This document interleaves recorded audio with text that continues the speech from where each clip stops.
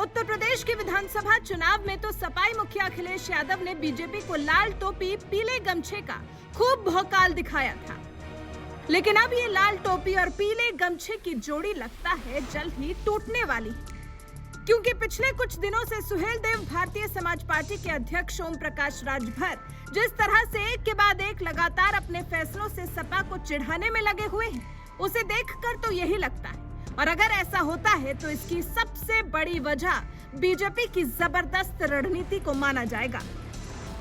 कभी योगी सरकार में कैबिनेट मंत्री की जिम्मेदारी संभालने वाले ओम प्रकाश राजभर की सूबे के मुखिया योगी से न जाने ऐसी क्या ठनी कि उन्हें मंत्री पद से हटाना पड़ गया था। ये बात तो फिलहाल योगी सरकार के पहले कार्यकाल की है, लेकिन इसके बाद जो बीजेपी और सुभाषपा का गठबंधन टूटा तो फिर ओम प्रकाश राजभर 2022 का विधानसभा चुनाव आते आते सपाई मुखिया अखिलेश यादव के पाले में आ गए और सीएम योगी के खिलाफ खूब जहर उगला, यहाँ तक कि उनसे भीख मंगवाने की बात तक कह डाली। योगी बाबा जो पहले उम्र सदन में टाली, हम कुछ नहीं करूंगा, लेकिन योगी बाबा जी आपको लखनऊ की गद्दी से उठाकर वहां पहुंचाऊंगा जहां भीख मांगने की ट्रेनिंग दी जाती है।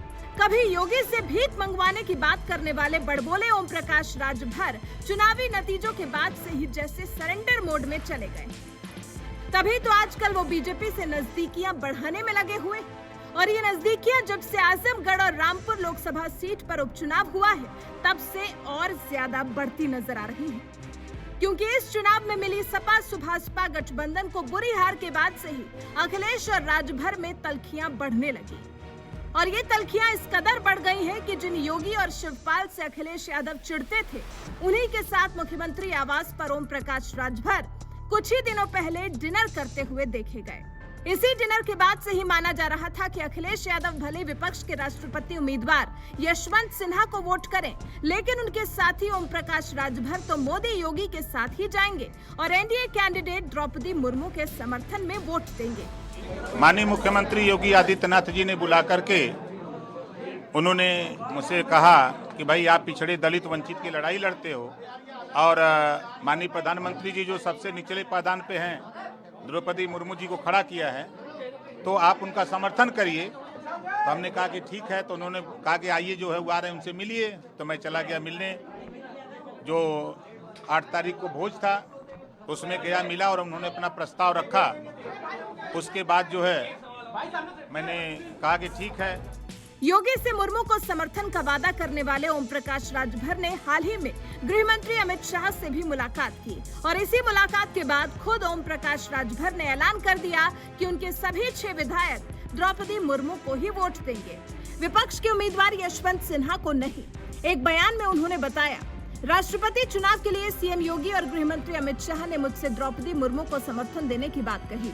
जब गृह मंत्री मुझसे ये बात कह रहे हैं जबकि मेरी कोई औकात नहीं, ऐसे में हमने द्रौपदी मुर्मू जी को समर्थन देने का फैसला किया है। गृह मंत्री अमित शाह जी का फोन आया कि आप घोषणा क्यों नहीं करते हैं, तो आप आइए हमारे यहाँ। तो मैं चला गया, उनसे मिला, मिल करके सारी बात हुई। बात होने के बाद फिर हम लोगों ने द्रौपदी मुर्मू को समर्थन का ऐलान किया है। अमित शाह के कहने पर एनडीए उम्मीदवार द्रौपदी मुर्मू को समर्थन देने का ऐलान करने के साथ ही ओम प्रकाश राजभर गठबंधन के साथी अखिलेश यादव पर जोरदार हमला बोलना भी नहीं भूले।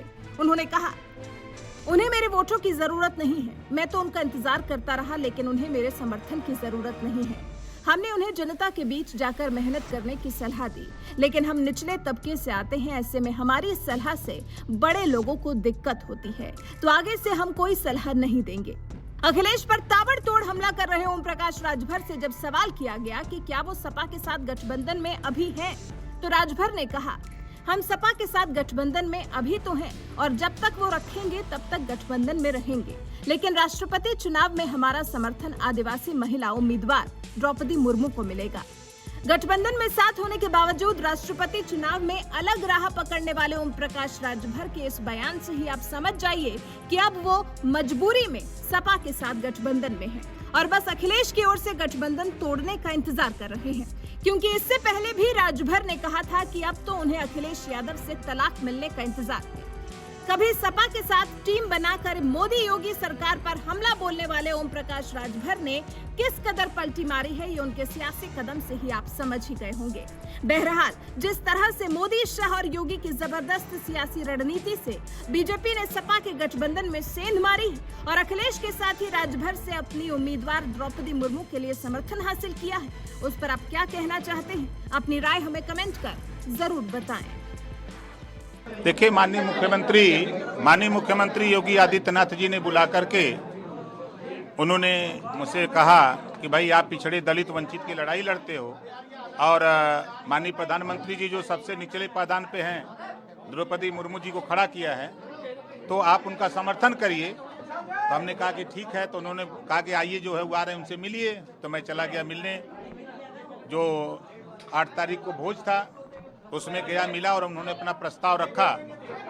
उसके बाद जो है मैंने कहा कि ठीक है। फिर उसके बाद माननीय गृह मंत्री अमित शाह जी का फोन आया कि आप घोषणा क्यों नहीं करते हैं, तो आप आइए हमारे यहाँ। तो मैं चला गया, उनसे मिला, मिल करके सारी बात हुई। बात होने के बाद फिर हम लोगों ने द्रौपदी मुर्मू को समर्थन का ऐलान किया।